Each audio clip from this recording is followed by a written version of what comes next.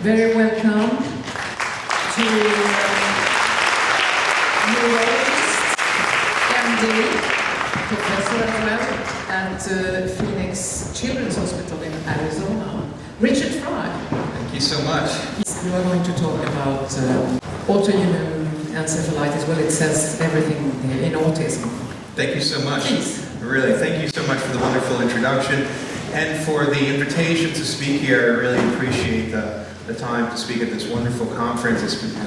Thank the organizers really for putting together such a conference that's jam-packed with really experts and really new knowledge. Today I'll talk a little bit about autism, some of the evidence that there may be some autoimmune or immune processes that are involved in it, a little bit about autoimmune encephalitis in autism and some of the work that we've done with IVIG, and then I'll finish off, if I have time, with talking about some new data that's more in the area of PANDAS and PANDAS. So with that, I will start.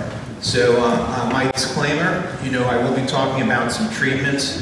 None of these are what we call FDA approved in the US, so they're being used off-label, and so they should be done in the context of a medical professional, or as I like to say, don't try this at home. All right, so some of the first data, autism has been kind of a mystery of really what causes it. Of course, there's all types of theories that have been proposed throughout the years, including the fact that it's a pure psychological illness.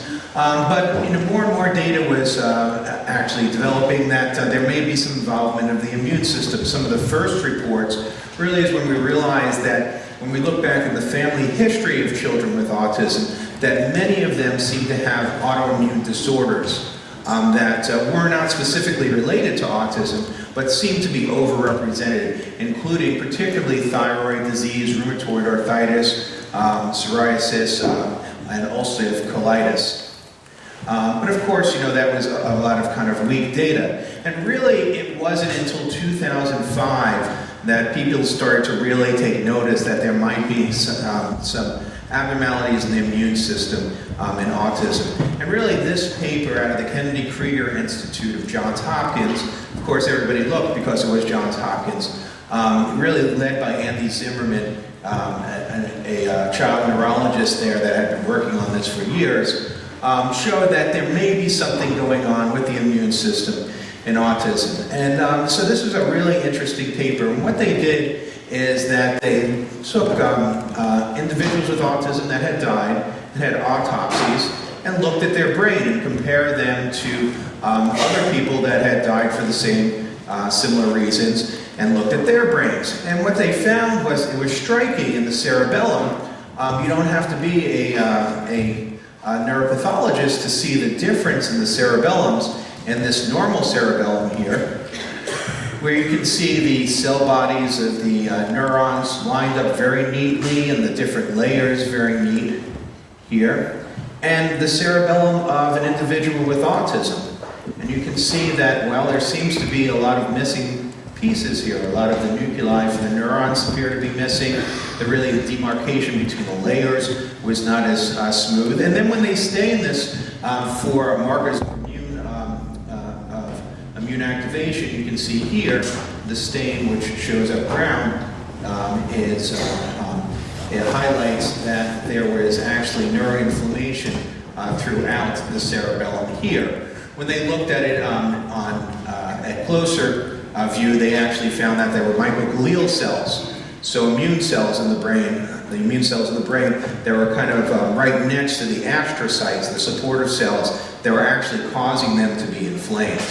So this was some of the first data that suggests, well, maybe there's something going on. This study also, what they did is they looked at cytokine immune mediators within the brain tissue of these autopsy specimens of these people, and they found that there were particular cytokines linked to the innate immune system that were elevated to, particularly TGF-beta1, IL-6, MCP1, IGF-BP1. And so that's interesting. It was only, I believe, 11 patients that they looked at first. But then what they did is they took individuals with autism, and they did lumbar punctures on them to actually examine the cerebral spinal fluid that surrounds the brain, to see if maybe some of these cytokines, some of these inflammatory mediators were also elevated in the patients that were walking around. And in fact, what they found is that there was actually elevation in many cytokines when they examined their cerebral spinal fluid, suggesting that there was immune activation in the brain. And when they looked at particular cytokines that were elevated, they found the similar cytokines that they found in the brains of the patients that they did the autopsies. So kind of confirming what they found on autopsy really was something that was part of autism and not maybe because of the way they died or other factors. Other evidence that seems to suggest there may be some involvement in the immune system in autism was studies on HLA antigens. The studies have been variable, looking at HLA antigens, but have linked several HLA antigens to autism, suggesting there might be an autoimmune component. And I'll point you to a paper that we just published where we looked at 143 patients that came through our clinic, and we found that in general we found an overrepresentation of the HLA-CW7, which suggests and may be linked to natural killer cell activation. And I do want to point to the fact that some of the data we saw yesterday from Dr. Frankovich, where I believe it was HLA-BW7, is 3. I'm sorry, 3 is also may also be linked to natural killer cell activation. So there may be some parallels there. What we also found, interestingly, is when we looked at the patients that were HLA-CW7 positive and those that were negative, we found out they did have some differences in their clinical symptoms. And so we found out that those that were positive were more likely to have chronic sinusitis, food intolerance, and allergies, and ADHD, as compared to those that were negative, who had headaches, constipation, more likely to have regression, and abdominal pain. So interestingly, at least 3 of these 4 top symptoms seem to have to do with the immune system in these patients that were HLA-CW positive, suggesting there might be some subgroup there that may involve the immune system. I won't go into this a lot, but this is another really compelling work done by our colleague Dr. Chaouche up in New Jersey. She really has looked at cytokine profiles in monocytes that are stimulated by various agents. And what she's found is that in autism, she seems to be able to divide the children up depending on their immune systems by this IL-1 beta to IL-10 ratio.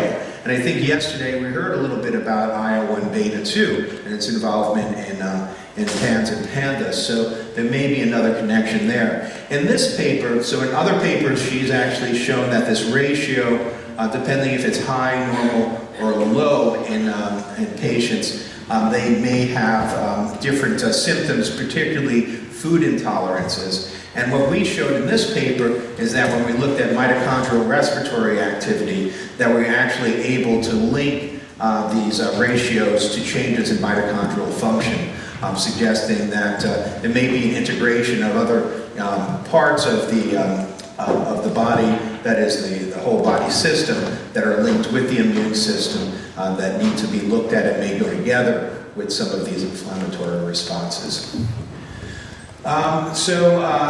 Getting more towards talking about where we are with PANS and PANDAS, we like to think about antibodies. And in autism, antibodies to almost everything, almost every brain element has been described. And here's just a list of the many studies, including early on, that have found antibodies directed to serotonin receptors, myelin basic protein, caudate nucleus, BDNF, and so on. And we've been trying to sort out what these really mean. And I'll talk about some of the ones that seem to be more important and how we're trying to figure that out. One of the really hot topics right now in autism and autoimmunity is something called the maternal fetal brain antibodies in autism. And this is work out of the UC Davis group at the Mind Institute in California. And what they first discovered is that mothers of children with autism, and they're first studying about 12% of mothers of children with autism, were found when they looked at immunoglobulins to have, they ran them out on these gels, they were found that, that there was a number of bands that were in the individuals with autism, the mothers that had children with autism that were not in typically developing individuals or individuals with developmental delays. And since then, they've actually been able to identify those antibodies and actually find what these antibodies are to. And they found specific targets in the fetal brain that seem to cross the placenta. So it seems that the mothers are making these antibodies. They cross the placenta and they actually prenatally bind onto the fetal brain and interrupt development. So that's a very important and really compelling topic that's going on now. More research is being done at UC Davis on that. One of the areas that we've made a lot of progress in is looking at immune abnormalities that disrupt folate metabolism. And so in 2005, we'll go back to, there was this really seminal paper in the New England Journal of Medicine that described this brand new disorder called cerebral folate deficiency syndrome.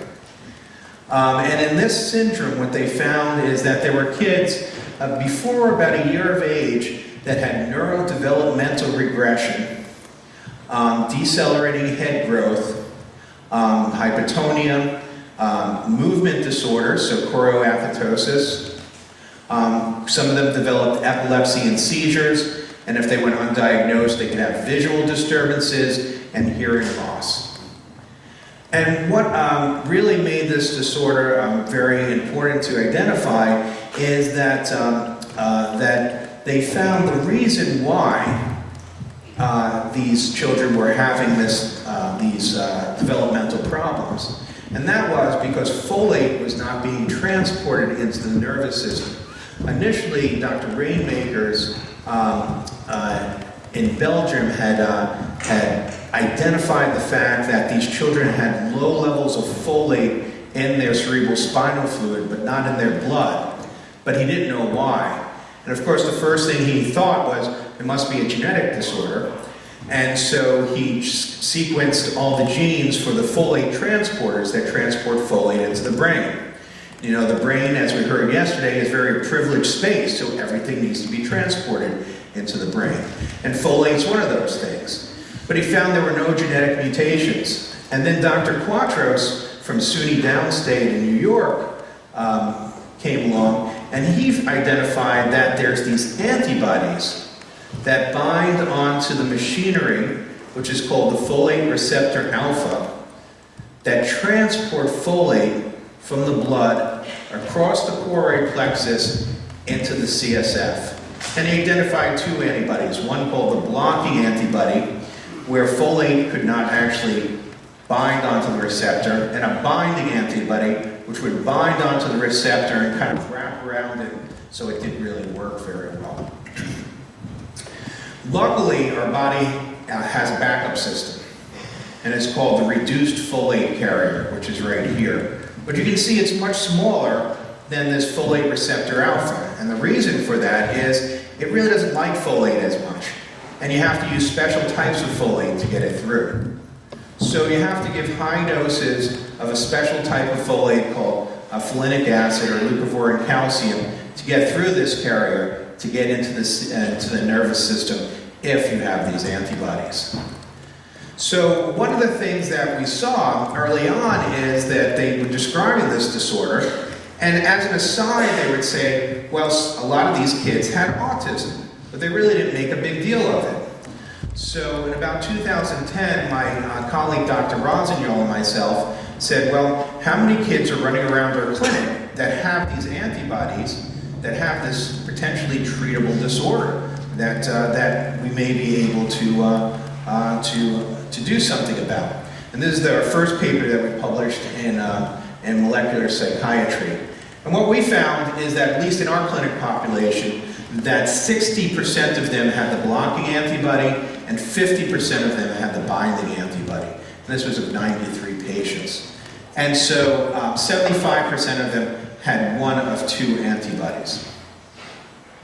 What we did is those that had the antibody, we offered them to go under a lumbar puncture to see actually if they had low folate levels in their CSF, or to try leucovorin calcium, morpholinic acid, which is a pretty benign medication, to see if it would help. And then we saw the patients back about 4 months later, and we asked them if they did better, for anywhere from much better to much worse, on any of these 9 different characteristics that are common in autism. And what we found is, compared to a waitlist control group, that there were significant improvements in receptive language, expressive language, verbal communication, stereotype behavior, and attention. So of course that was an open label study, and there's lots of things you can criticize to an open label study. So a number of years ago, what we did is we launched the first double-blind placebo-controlled study of folinic acid and leucovorin calcium for children with autism to see if it would improve language, because it seemed like language was the thing that was really improving in those kiddos that we treated.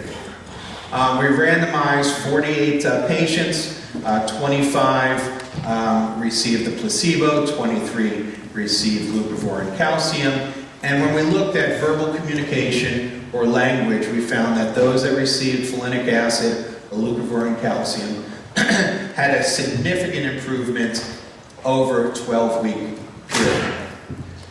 What we also did is we asked whether the folate autoantibody, so we took all comers, those that were negative and those that were positive for this folate autoantibody, and we asked whether the antibody could predict response to leucovorin, to the treatment. And we found that indeed it did, and that those that had the folate autoantibody and language impairment and were treated with folinic acid, actually when you look at the number needed to treat, came out to a pretty good number of 1.8. So that means about 60 or 70, 65% of the children that we would treat would actually have a kind of a precipitous response to leucovorin calcium. It's rebooting. Okay. So we found this as one of the the antibody. One of the reasons we don't know actually why it exists. Interestingly, it seems like a milk-free diet will actually bring down the titers, and we believe that's because cow's milk and human milk actually have the folate receptor in the protein of the milk. So we believe the gut may be reacting to it, and it may be antibodies produced that then cross-react with the folate receptor in the body. Although we had lots of patients that were on cow milk-free diets and milk-free diets that also had the antibody.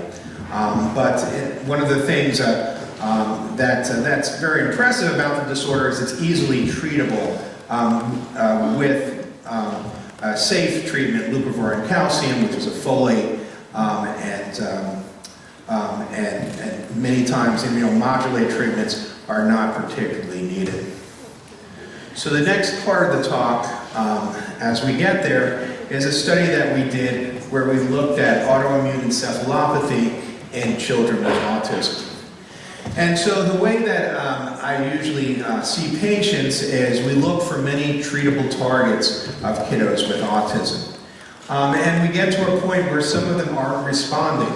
They're not responding to behavioral, educational therapy, other types of maybe simple interventions. So then we ask, well, is there some type of other target that we need, and one of those may be some autoimmune encephalopathy. That is, we know that there's all these antibodies that have been identified that may modulate the brain into autism. So it's important to investigate that in these children that don't respond. And usually my workup includes a broad range of markers of general autoimmunity, and then certain immune panels, including what is called sometimes an encephalitis panel or a paraneoplastic panel that looks at antibodies that attack the brain, including the NMDA receptor antibody, which a lot of people have talked about with NMDA receptor encephalitis, and other antibodies, and including the Cunningham panel, which includes 4 different targets, plus the CAMP kinase, which tells you that those targets may be affecting the neurons. So in the paper that we published, which I'll show you just in a little bit, we identified, I believe, 88 patients that we thought would, there we go.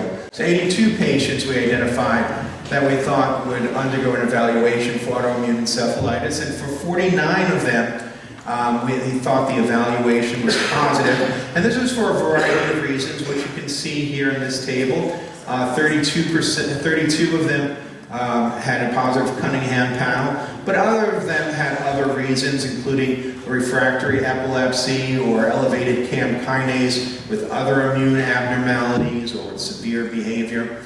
Out of the 49 that we recommended IVIG as the treatment, we ordered IVIG on 47.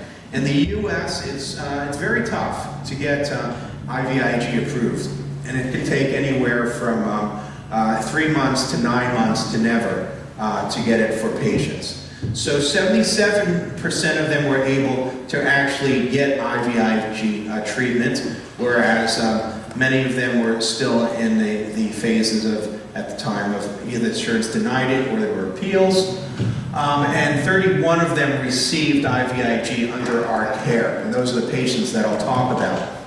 The way that we run our clinic is that every time a patient comes to the clinic, we have them fill out a standardized questionnaire of symptoms so that we can actually follow how symptoms change over time. So we know if we're doing a good job or not, or there's something to address. We started, as a rule, we started children at 2 grams per kilogram. So 74% of them were started at 2 grams per kilogram per month with it over 2 days. So 1 gram per kilogram per day over 2 days at a monthly dosing. And as you see, this needs to be adjusted. IVIG is not something that's a one-size-fits-all. And so you can see this is where we started, and this is where we ended. Most of the patients still got about 2 grams per kilogram as an infusion per month, but some got much less, some got a little bit more, and the weight was given over the number of days, and the dosing varied very widely and really had to be personalized to each individual patient. So if there's one thing I can say is that IVIG takes a lot of care, and you really need to have a doctor that knows how to use it. What we found is overall, when we asked parents what improved, 58% of them said communication and language improved, 35% said aberrant behavior, 23% said repetitive behaviors, academic, social skills. If we look at the number of these symptoms improved, for most children, 2 symptoms on this list improved. As I mentioned, we also in our clinic look at behavioral questionnaires, standardized behavioral questionnaires. We use something called the social responsiveness scale, which looks at autism symptoms, and the aberrant behavior checklist, both standardized, well-validated questionnaires. And we found when we looked at before versus after that children that got IVIG had improvements in cognition on the SRS scale, mannerisms, and the total score improved. For the ABC, it was a little bit more impressive. We actually saw all the scales except for stereotype behavior improve. So irritability, lethargy, hyperactivity, abnormal speech, and the total score improved overall with IVIG. However, it was very variable. And this is a plot of the actual scores, the change in the SRS and the change in the ABC with IVIG treatment. And we broke these up into responders and non-responders. And you can see the red here are the non-responders, and that there was a few. And then there were some that only responded to the SRS, only had some response on the ABC, and some that had response on both out here, which are the green dots. So one of the things we wanted to do was predict which kids are going to respond and not. And what we found is, overall, we measured a lot of antibodies, but the ones that were positive, and we could really make something out of, were those that came from the Cunningham panel. And this is just a review of some of the antibodies on there. There's the D1 and the D2 receptor antibodies, and the anti-lysogangliosome antibody. Here, there's also an antitubulin, which is not shown on this diagram. And the idea is that when these antibodies bind to the cell, they activate CAM kinase 2, which increases tyrosine hydrolase, which produces dopamine and increases dopamine output. CAM kinase 2 also modulates NMDA and AMPA trafficking too, so there may be a component of glutamate neurotransmission that's disrupted also.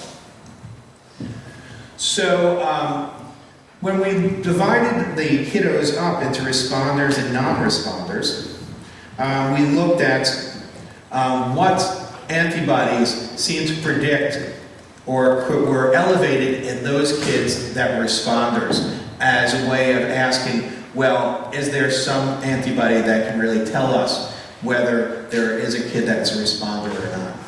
And we found that those that were responders had a significantly higher D2L antibody and antitubulin antibody, suggesting that those could be predictors. And other data that we did, we actually did a discriminant analysis to ask whether the Cunningham panel could predict response, and it can with about 80% accuracy, although I'm not going to show that data.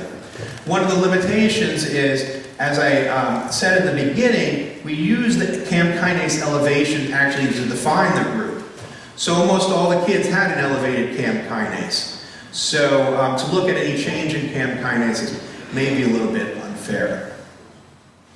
We also did correlations with the baseline antibodies and the change in scores. And here you can see this is the correlation between the D2L anti-dopamine receptor antibody and the change in the ABC score. And you can see the greater the change in the ABC score, the higher the baseline titer of the D2L. Same thing with the antitubulin, and these correlations are significant here at less than 0.05% for both of them. And then we also looked at the ratio. There is some literature that suggests that the D2L to D1 anti-dopamine receptor antibody ratio correlates with irritability, which is a subscale of the ABC, and very important because the medicine that we use to treat irritability in children with autism are antipsychotic medications, which have significant side effects.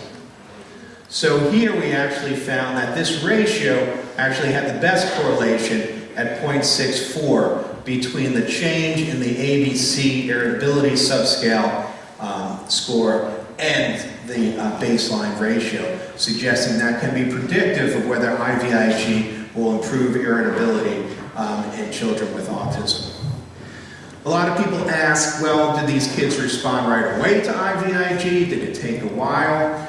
And so here in the paper, which is nice, I think, is we plotted out the time course of their changes in the ABC score. In the non-responders here, you can see it's pretty flat. This kid got worse and then came down.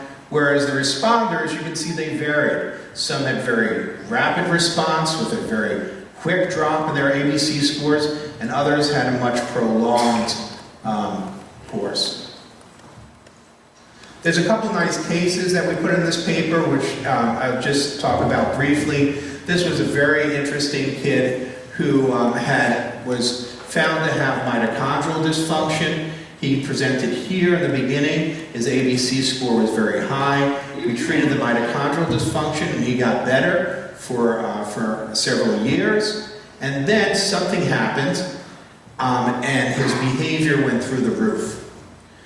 He was identified to have an autoimmune encephalopathy, started on IVIG, and not only did his behavior improve with the ABC here, but the SRS, which is the socialization scale, went down dramatically. And now he's actually in normal school, in normal classes, functioning near normally. Also, Mom had taken she had these pictures of, because he was doing occupational therapy, of what his handwriting looked like after 5 years of occupational therapy, and then after 2 days of IVIG treatment. Another case we have highlighted is, this is probably the first case of the N-type calcium channel autoantibody in what would be considered childhood disintegrative disorder. This child was over 3 years of age and had an abrupt regression with loss of speech, socialization, eye contact, and sleep. And we identified the N-type antibody, started him on IVIG, and we monitored his antibody.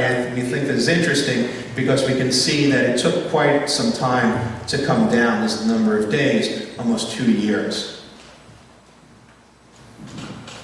This is another really nice case of a child where when we are doing IVIG, of course the question is, when do you stop? And what we try and do is kind of wean off the IVIG to see if it will help. And in this case, we had a Cunningham panel, so we measured CAM kinase. We can see that it was elevated. It was about 135 to begin with. Treated with IVIG, and this the child was doing pretty well. These are the SRS and the ABC scores. You can see they're down here. The CAM kinase came down near normal, near 100. And then we tried to extend the IVIG every 6 weeks, and what we found is that the ABC score went up dramatically, and so did the CAM kinase, and socialization also worsened. We restarted it at every 4 weeks, after weaning to every 6 weeks, and the behavior improved. But we thought this was a nice diagram of how these things can change, how to monitor them, and the parallel of the CAM kinase with the behavioral measures. So I'll talk a little bit in the last few minutes I have about some of the work that's kind of hot off the press that you should be seeing soon. This is a paper that's under review that we're doing with Craig Schmacke from Moleculara. So he is the president and CEO of the company. I have no affiliation with him, but I'm on the paper. But I think this is a nice paper that looks at the utility of the Cunningham panel. In this study, what we did is we identified 206 patients that had 2 or more Cunningham panels, and we found that 58 of them had those panels before and after some type of treatment. And we were able to contact them. They wanted to be involved in the study, and they could tell us if that treatment improved the child's behavior or did not improve or worsen the child's behavior. And what we did is we divided them into 2 groups, those that improved or resolved, and those that did not improve or worsen. And then we looked at the change in the Cunningham panel before and after. And these are just the characteristics of the patients, and you can see that the percentage of prevalence of characteristics include highest of decreased concentration, OCD, emotional lability, anxiety, sleep disorders, tics, and such, as you would expect in a population of children with PANDAS. So these are the heat maps, which are really nice because you don't have to be a statistician to actually look at the effect. These tables show the values pre-treatment and post-treatment of each of the 5 assays in the Cunningham panel. And if they're abnormal, they're in red, and the more abnormal they are, the deeper the red color. And as you can see that pre-treatment, and these are the patients that improved, there's lots of red. And post-treatment, not so much red. So for the most part, most of these patients had improvements. In fact, I think all of them did. And this is a simple number of the number of elevated markers. So you can see that there was many elevated markers here, and many and much less elevated markers afterwards. And there's only a few patients that actually didn't have any change in the number of elevated markers.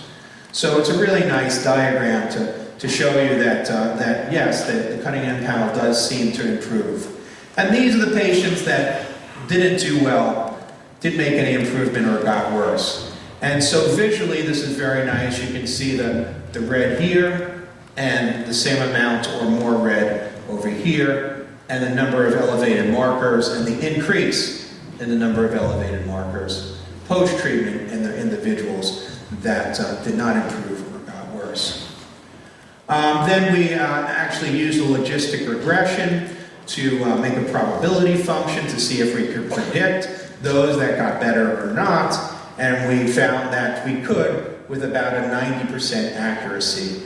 A sensitivity of 88%, specificity of 92%. These are the probabilities of individual cases. 50% here is where you would have your cutoff, and you can see there were some less classifications of some of the ones that improved were predicted not to improve, and then some that didn't improve were predicted to improve. And as we talked about yesterday, you can see the ROC curve here, and the area under the curve here is 95 or almost 96%. So at least in our study, we were able to show that the Cunningham panel very much seemed to parallel the change in symptoms. We also looked at therapies and which kids got better and didn't respond. And we found that for the most part, the kids that responded the most in the groups, 67% and 70% of the kids that responded had immunotherapies alone or antimicrobial therapies alone, and that there were lower response rates for those that had combinations. And this may be just the fact that these may be children that are harder to treat rather than the therapies specifically themselves. One of the other things we did is we looked at the reproducibility of the assay.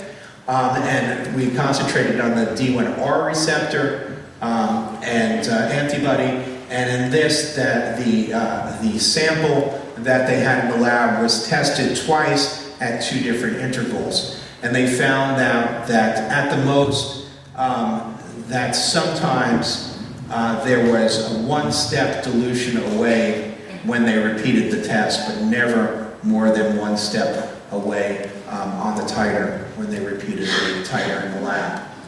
Also looked at CAMP kinase, and the same way, tested it at 2 different time points randomly on the same samples. I believe there's 17 or 18 samples here, and the reproducibility is, so the correlation is 0.9 between the test-retest of the values. And what's important is if you look at the threshold here of 130, that there's no value that went from normal to abnormal or abnormal to normal when they retested it. So there's been some criticism, we heard a little bit yesterday, about the Cunningham panel, and so we'd just like to address that since there's been some back and forth and letters to the editor in translational psychiatry, and We understand that Heselmark did not find or was not able to use the Cunningham panel in the way that we had proposed, and there's been some criticism. Our response to that, which we'll just say, is that first of all, in that study, unfortunately, the laboratory here collected the samples in serum separator tubes, gold top tubes, and the indication for molecular error, their standard and instructions is to use glass tubes without any additives. So it's really not known what using a different tube will actually do to the samples and how that will actually change the assay.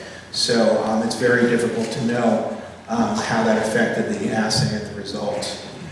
The second thing is that for the healthy controls, they didn't ask about family history of psychiatric or autoimmune disorders. They did not ask about recent, recurrent, or chronic infections.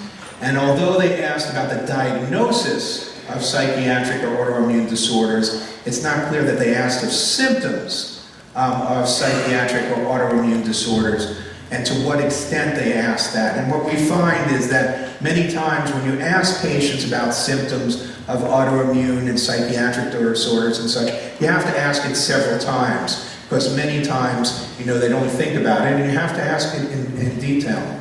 So we think that there could be some issues with the controls.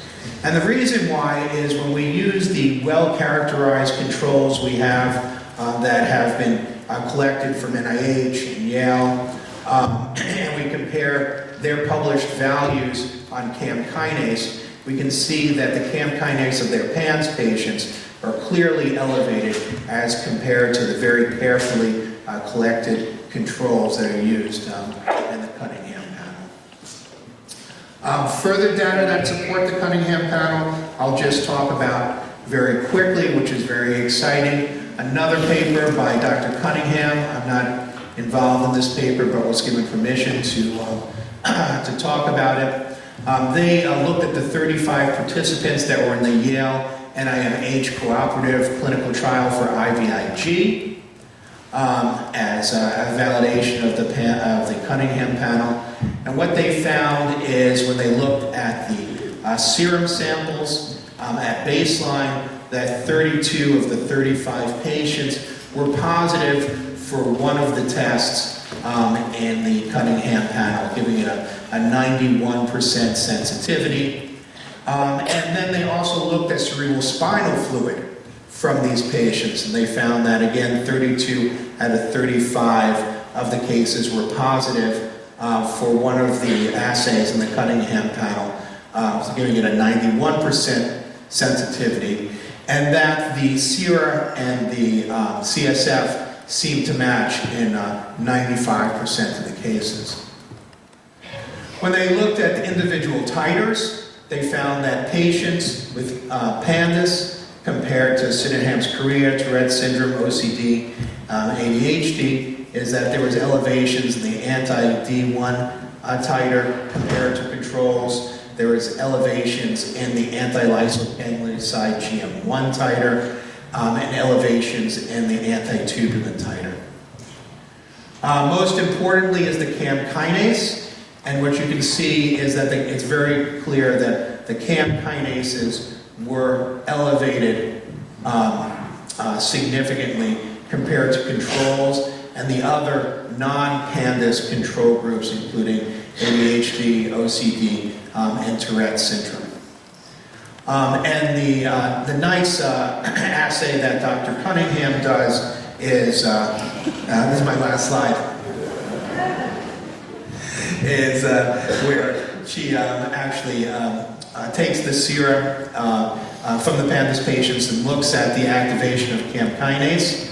And then she takes the same serum and depletes it of IgG and shows that it does not activate CAM kinase. So there's a significant difference, suggesting that the antibodies in the sera of the PANDAS patients are what's activating CAM kinase.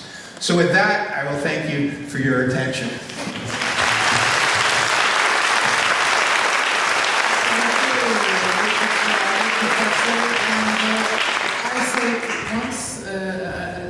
I leave it be, the controversy between the Cunningham panel and Hesselmark Beirut. It's something that you have to struggle with outside, I think.